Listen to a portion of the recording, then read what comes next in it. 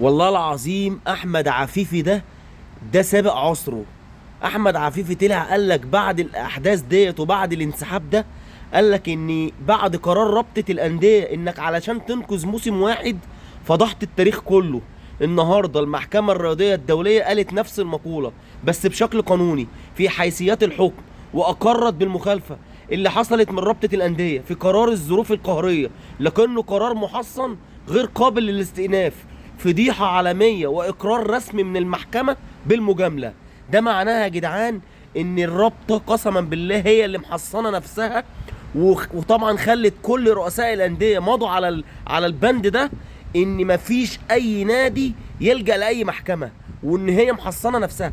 يعني بالبلدي كده اتحاد الكوره والرابطه سلموا الدوري للاهلي، ودي شهاده من المحكمه الرياضيه نفسها اللي قالت الكلام ده. يلا مبروك عليكم دوري فاسد زي البطولات الحرام اللي انتوا كل شويه بتاخدوها.